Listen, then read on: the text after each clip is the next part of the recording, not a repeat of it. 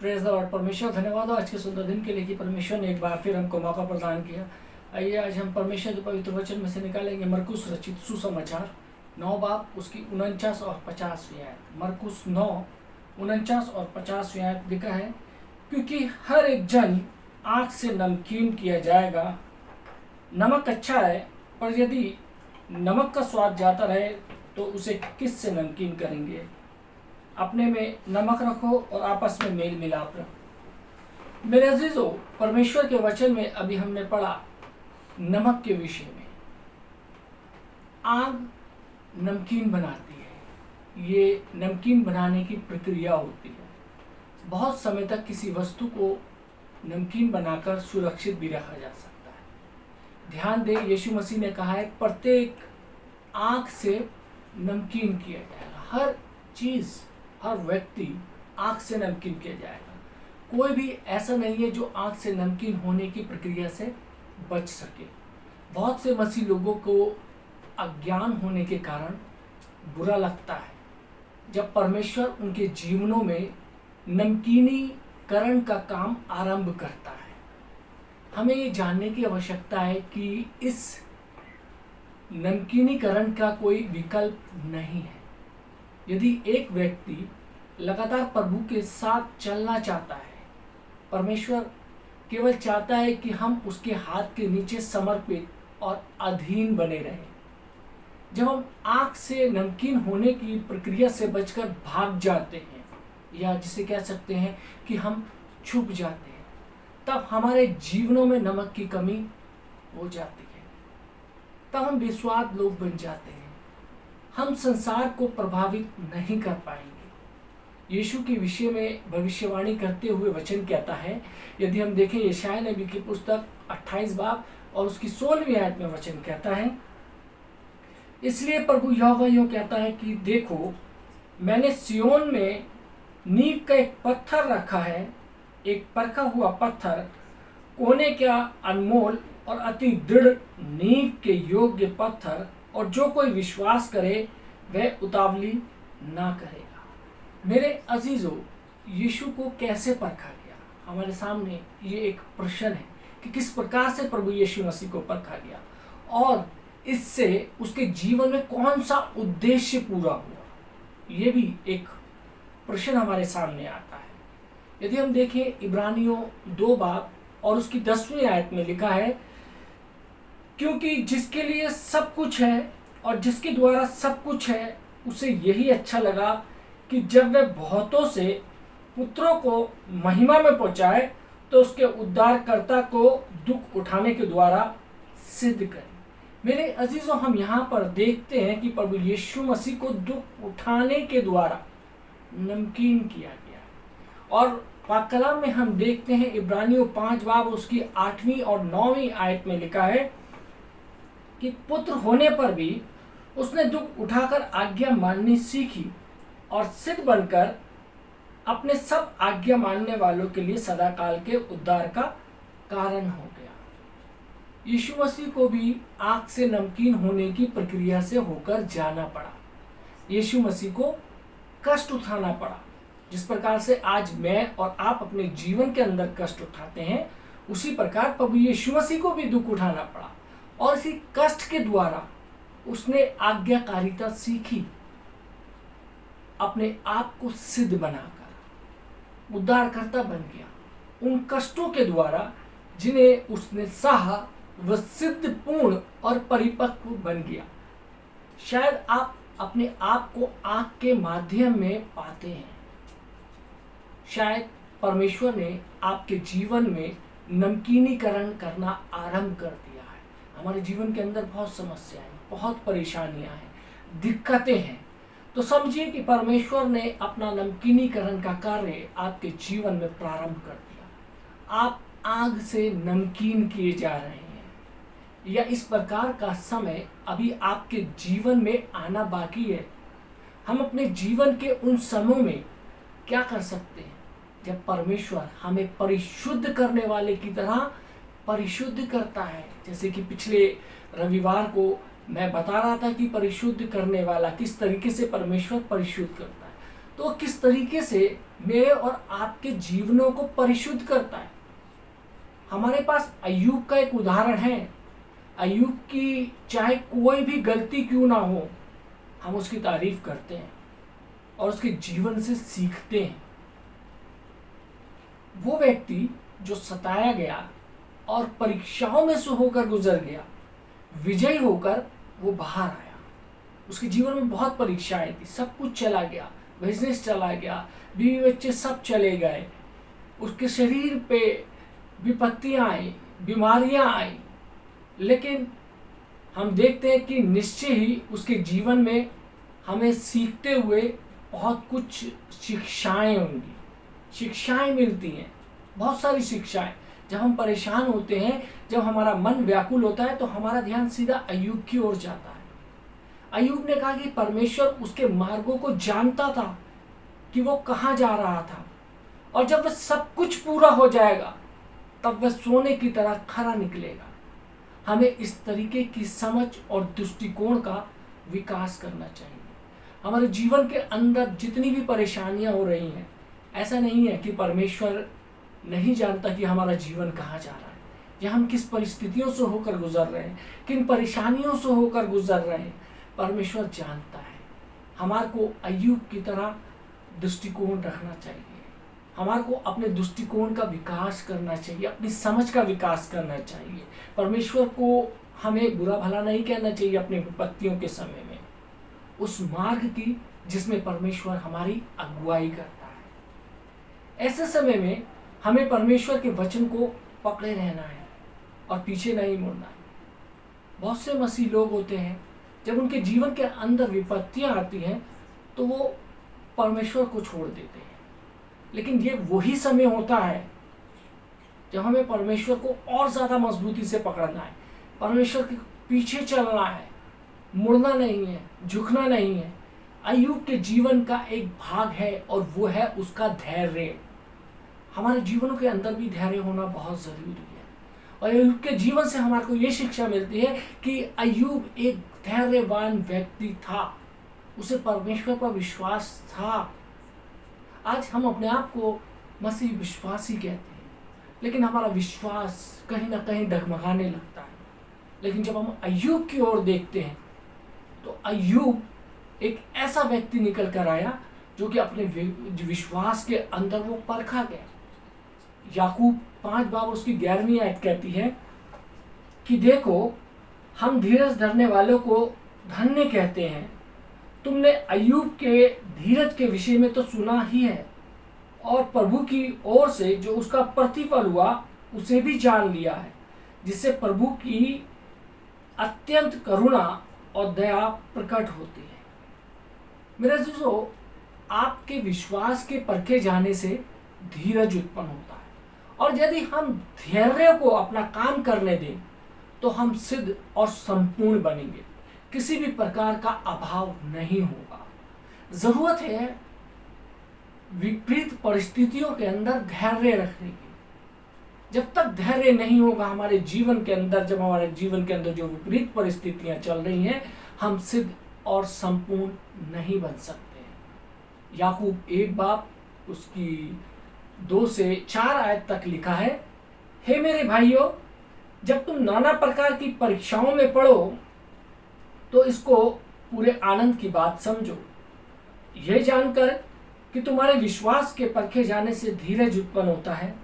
पर धीरज को अपना काम पूरा करने दो कि तुम पूरे और सिद्ध हो जाओ और तुम में किसी भी बात की घटी ना रहे। यहाँ पर वचन कहता है कि जब हमारे जीवन के अंदर परीक्षा आए तो हमें आनंद की बात समझना चाहिए, यानी कि परमेश्वर अपने नमकीनीकरण की प्रक्रिया से होकर हमारे को गुजार रहा है।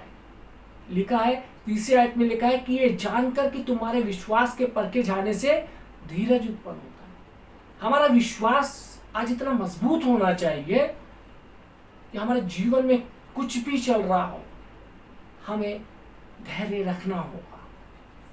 और वचन कहता है 4 आयत में लिखा है कि पर धीरज को अपना काम पूरा करने दो कि तुम पूरे और सिद्ध हो जाओ और तुम में किसी बात की घटी ना रहे।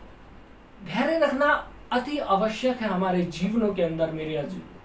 यदि हम धैर्यवान बने रहे तो हम परमेश्वर को अनुमति देते हैं कि वो हमारे जीवन में काम करे और अपना भला इरादा मेरे और आपके जीवन के अंदर पूर्ण कर।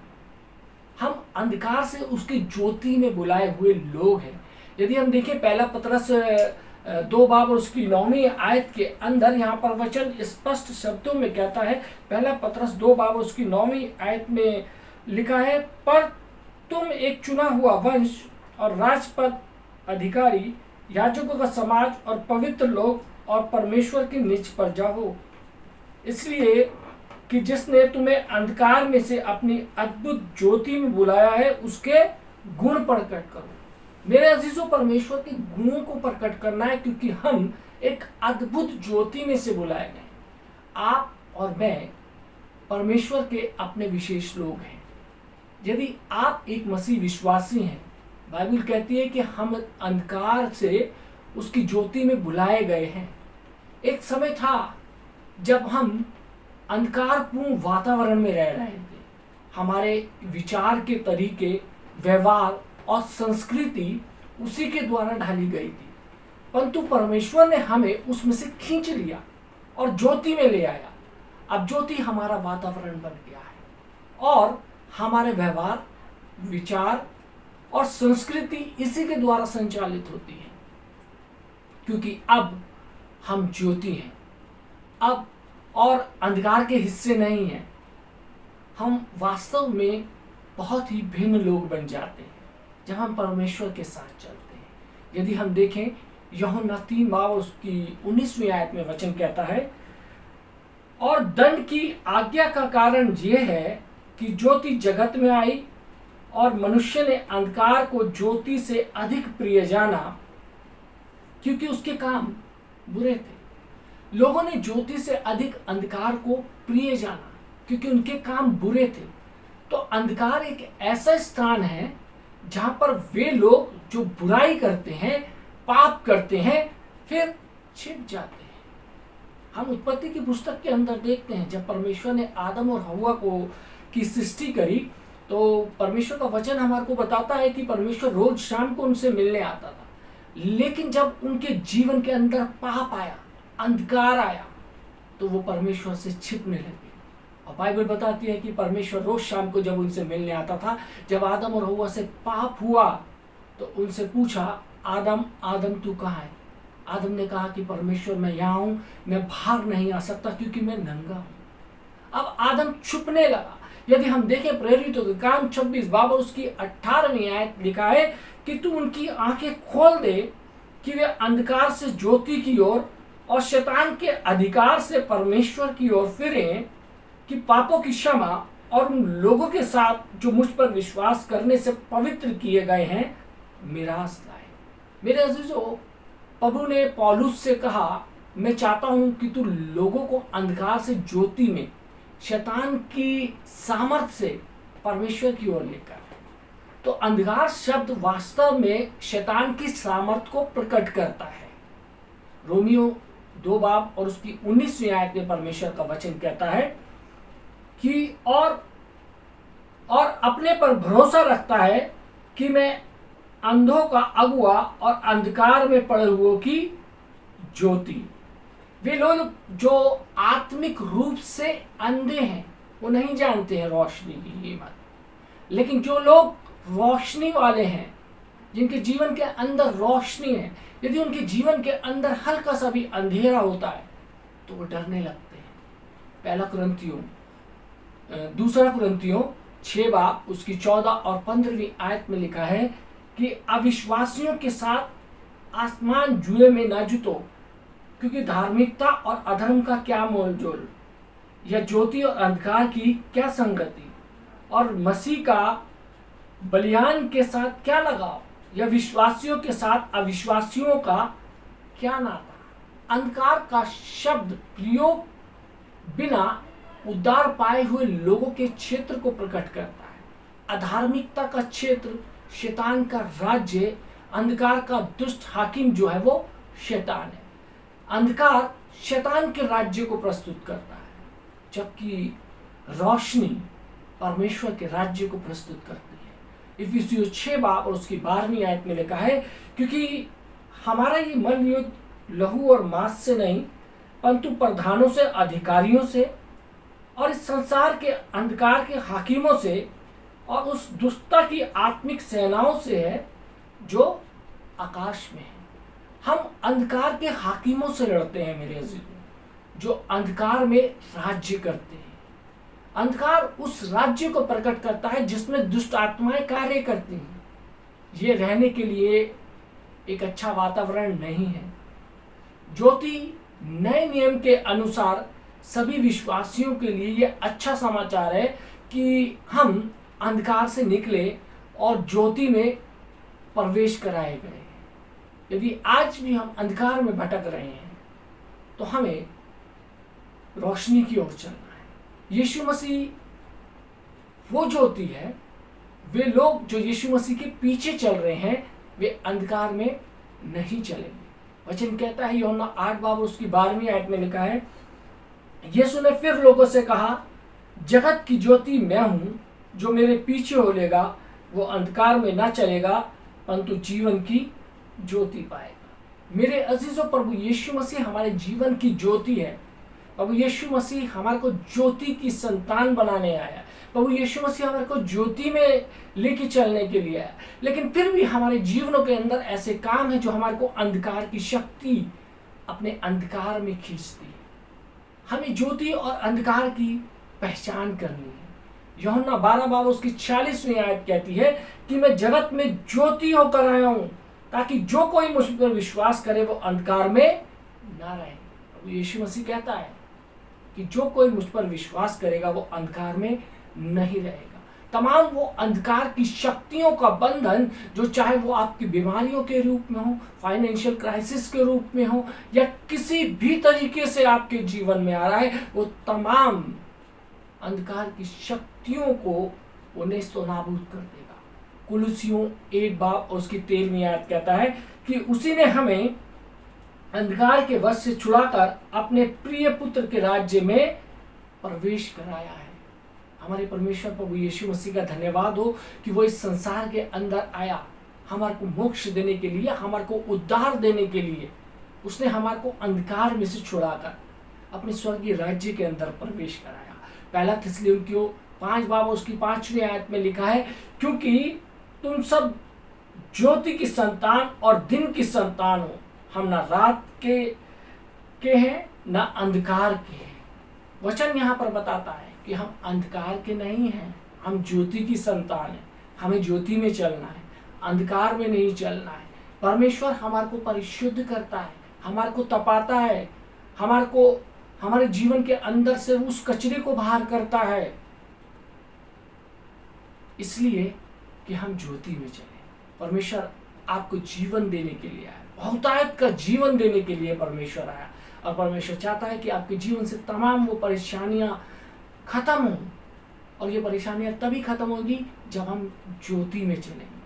जब हम रात के अंधेरे में कहीं चलते हैं जहाँ सड़क पर स्ट्रीट लाइट नहीं होती है, रोशनी नहीं होती है, तो हमारे को उस अंधकार में डर लगता है।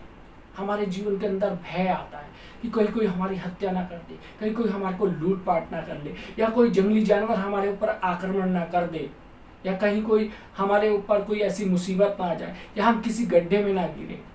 लेकिन जब हम रोशनी में चलते हैं तो इस तमाम चिंताओं से हम मुक्त हो जाते हैं। क्यों? क्योंकि रोशनी परमेश्वर की ओर से है और अंधकार शैतान की ओर से। फैसला मेरे और आपको करना है मेरे अजीजों, कि हमने ज्योति की संतान बनना है या उस अंधकार शैतान की संतान बनना है। परमेश्वर आप सबको आशीष दे। आमीन। आइए हम दुआ मांगे। महान सामर्थ्य पिता परमेश्वर, धन्यवाद देते हैं आज के सुंदर वचन के लिए प्रभु जी, जिसमें हमने सीखा कि परमेश्वर प्रभु जी हमारे को ज्योति की संतान बनना है प्रभु जी। ऐ खुदावंद, हमारे जीवनों में जितने भी अंधकार की शक्तियां कार्यरत हैं प्रभु जी, उन तमाम अंधकार की शक्तियों को नेस्तो नाबूद करे प्रभु जी। हमारे जीवनों को पवित्र बनाए परमेश्वर, हमारे को नई दिशा दे, हमारे को अपनी रोशनी में लेके चले, हमारे को अपनी शक्ति से परिपूर्ण कर, अपनी शांति से परिपूर्ण कर, अपने वचन को पढ़ने की सामर्थ्य दे कि हम तेरे वचन को पढ़कर खुदा प्रभु यीशु से तेरे पीछे चलने वाले हो सके।